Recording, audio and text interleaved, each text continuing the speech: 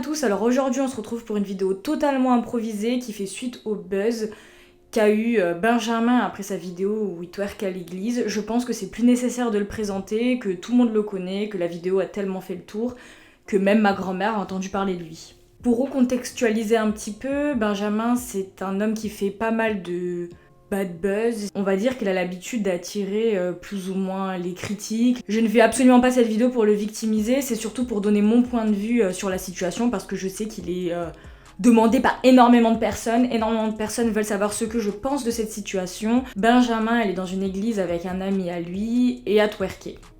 Donc la vidéo a rapidement fait le buzz, un bad buzz terrible où il s'est fait critiquer de part en part. Je comprends la critique qu'il y a eu, je trouve que c'est légitime que les gens aient pu se sentir blessés et pu être choqués par les images qu'ils pouvaient voir. Il y a eu des critiques, mais je n'ai absolument vu aucune personne qui soutenait Benjamin, et je pense qu'en même temps c'est un petit peu difficile de le soutenir vu qu'il est en très mauvaise posture et que les gens sont un petit peu des moutons quand il y a une opinion qui domine. Les gens ont l'habitude de suivre cette opinion qui domine, je pense que c'est un petit peu dans la nature de l'homme. La plupart des gens étaient outrés, ce qui est parfaitement légitime. J'avoue que moi, quand j'ai vu cette vidéo au départ, j'ai pas forcément compris. Je veux dire, il y a rien qui a été détruit, il a agressé personne, il y avait personne dans l'église. Je sais que ce sont les images après coup qui ont du coup choqué les gens qui ont pu voir ces vidéos. Pour les critiques des gens, je trouve que c'est un petit peu une tolérance, on va dire, à géométrie variable. Parce que quand c'était Charlie Hebdo, tout le monde était Charlie, c'était oui, la liberté d'expression, on va dire la majorité des gens étaient Charlie. Bon, je comprends que c'est après les attaques qu'il y a eu et c'était pour soutenir les victimes et les familles des victimes. Mais est-ce que c'est ça qu'on a besoin en fait ? Est-ce qu'il faut que Benjamin soit victime d'un assassinat pour qu'on soit Benjamin ?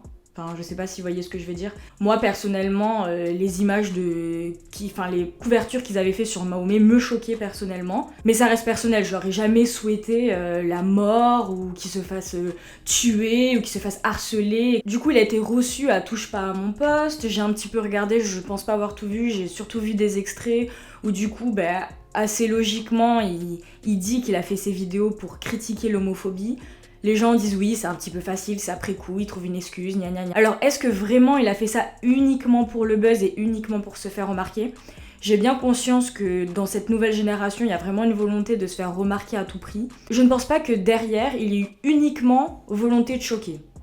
Je ne pense pas. Je pense que vraiment, il a voulu faire passer un message, ou du moins, il y a un message qui est passé. Je ne pense pas que le message soit si difficile à déchiffrer, parce que bon, on va pas se mentir, mais l'homosexualité, c'est pas non plus très toléré dans les religions. La colère de Dieu va s'abattre sur la France. J'apporte aucune critique, bien sûr, chacun croit en ce qu'il veut. Personnellement, je crois en Dieu, et je ne comprends pas la réaction des gens qui aussi croient en Dieu.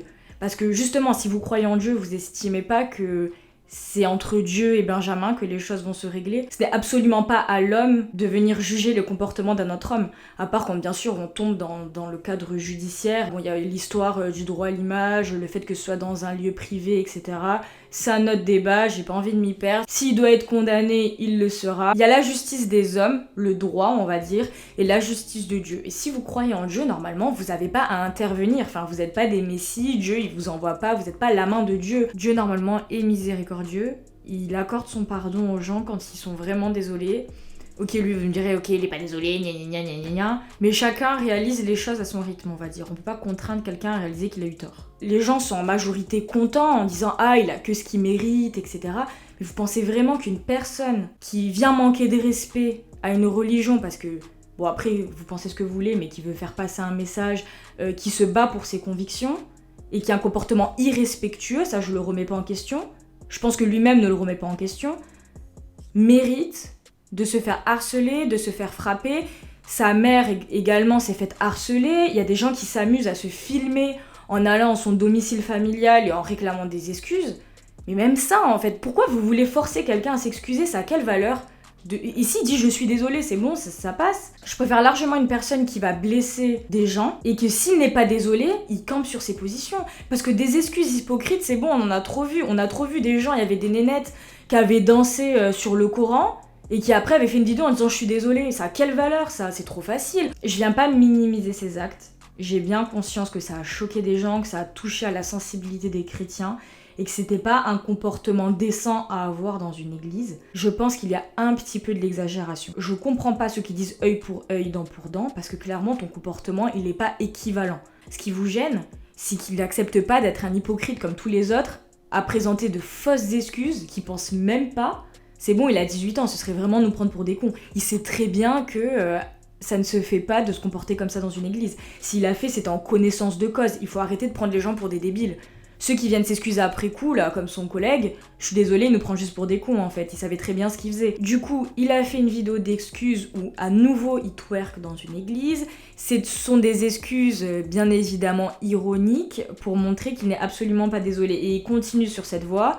Et comme lui-même le dit justement sur le plateau de Touche pas à mon poste, c'est les gens qui font le buzz en fait. C'est en regardant, en partageant la vidéo, en réagissant et en surfant aussi sur ce buzz. Au tout départ, quand j'ai vu cette vidéo, je me suis dit moi aussi je vais faire une vidéo, je vais m'exprimer sur la question parce que j'adore donner mon avis, je sais pas pourquoi. Mais finalement, je me suis dit, c'est juste participer un petit peu à cette surexposition de l'histoire et mettre de l'huile sur le feu. Je sais pas si vous voyez ce que je veux dire, et c'est un petit peu faire tourner la vidéo parce que lui, son but c'est d'être vu. Et en fait, tant que vous ferez des vidéos, etc., il sera vu. Mais en fait, en voyant la réaction des gens et en voyant les proportions et l'ampleur que ça prenait et en voyant que c'était une affaire qui faisait l'unanimité, j'ai senti le besoin du coup de donner ma vision des choses. Faut arrêter de suivre la majorité et ce que pense la majorité. Vous avez le droit de penser gris, hein. Vous n'êtes pas obligé de lui souhaiter la mort ou alors de dire putain c'est trop bien ce qu'il a fait quoi. Il y a un juste milieu. Je pense qu'il y a certains combats qui ne peuvent pas se mener en douceur malheureusement, qui ne peuvent pas être menés dans un quasi-silence ou bien dans l'ombre en fait. Je pense que quand les enjeux sont aussi forts, c'est obligé aussi de frapper fort en fait. Je pense que Mathieu Delormeau l'a justement dit, il y a ce décalage entre sa croyance et son orientation sexuelle, qu'il a grandi en entendant que c'était quelque chose de pas normal, que c'était quelque chose de condamnable. Ça doit être difficile de croire en quelque chose et de ne pas être reconnu en retour. Je pense que ça doit être difficile. Et ce n'est même pas un problème de reconnaissance, parce que j'ai entendu certaines personnes utiliser ce terme. C'est surtout un problème de ne pas être accepté et de ne pas être même toléré en fait. Après, il y a un tweet qui a été partagé de multiples fois qui dit « Je viens de voir Benjamin dire que sa vidéo dans l'église c'était pour combattre l'homophobie présente au sein de la religion. Ah pardon, maintenant on va twerk sur des hamburgers pour combattre l'obésité. » Je pense qu'il faut qu'il y ait quand même un lien pour dénoncer quelque chose. Là justement, c'est par rapport à sa sexualité, donc il se sexualise dans une église avec une tenue qui ne serait pas tolérée pour des hommes, et qui n'est pas tolérée par des hommes dans la religion. J'ai conscience que c'est de l'humour, mais c'est pas drôle. Il y en a qui disent que le comportement de Benjamin justifie l'homophobie. Mais à quel moment le comportement d'une personne va justifier une haine généralisée envers un groupe de personnes ? Enfin, est-ce que les gens se rendent compte de ces propos ou pas ? Comment vous voulez qu'on soit pas homophobe quand je vois ce que fait Benjamin qui twerk dans une église et poste tout ça sur TikTok ? Donc si t'es homophobe, t'es juste une grosse merde, en fait ça n'a rien à voir avec Benjamin. Faudra pas pleurer quand tu seras encore défiguré. Faudra pas pleurer quand tu seras encore défiguré. Dieu est grand et voit tout. Il voit aussi ton tweet, chérie, hein.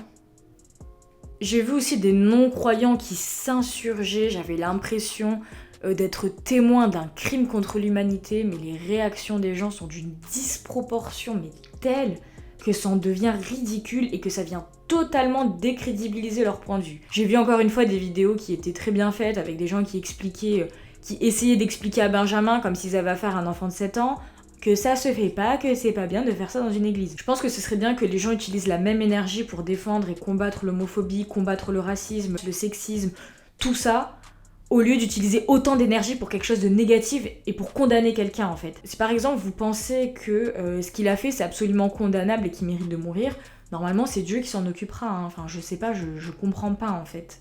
Vous êtes déiste, vous pensez que Dieu il a créé le monde et qu'il est parti. Il y en a aussi qui ont fait un parallèle avec Mila. Alors encore une fois, comme j'ai dit, ça touche vraiment à la sensibilité de chacun. Mila, j'ai vraiment pas du tout compris ce qu'il pouvait avoir derrière, mis à part se battre pour le droit au blasphème. Moi personnellement, c'est quelque chose qui me choque, parce que en fait, tu te bats pour pouvoir blesser les autres. Je vois pas l'intérêt, parce qu'en France, on a déjà quand même la liberté d'expression, on est quand même assez libre. Bon, pas trop maintenant là, avec le contexte sanitaire.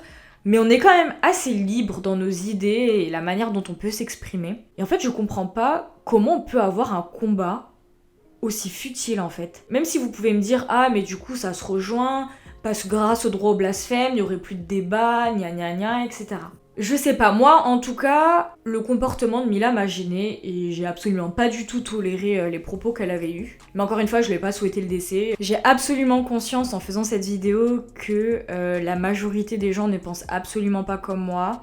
J'ai d'ailleurs fait un sondage sur Instagram et avec mes 3 abonnés, la majorité ont voté qu'ils méritaient les menaces et les violences. Moi je pense que c'est dans cette vie-là terrestre que les gens récoltent ce qu'ils sèment. Même si vous avez l'impression que les gens qui vous ont fait du mal ne reçoivent pas le retour, ne reçoivent pas l'appareil, vous voyez pas forcément tout.